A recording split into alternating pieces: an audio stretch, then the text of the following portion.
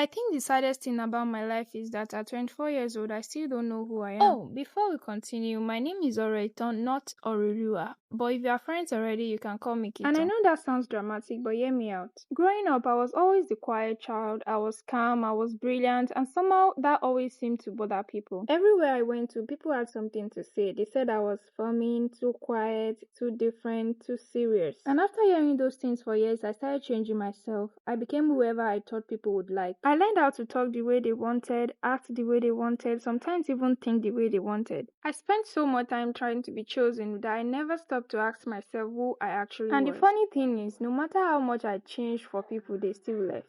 Friend left, relationship ended, opportunities came and went. And every single time something didn't work out, I blamed myself. I thought maybe I wasn't pretty enough, maybe I wasn't interesting enough, maybe I wasn't enough. Period. Even something simple as my height became something people constantly talked about. And at some point, I started seeing myself through other people's opinion. And when you do that for so long enough, you slowly lose sight of yourself. Then, life gave me opportunities I used to pray for. I met people I never imagined I'd meet. Some videos went viral, people started noticing me, messages came in, and so many opportunities came. You know, for a moment, I thought my life was finally changing. But I didn't know what to do next. I thought success would just keep happening on its own.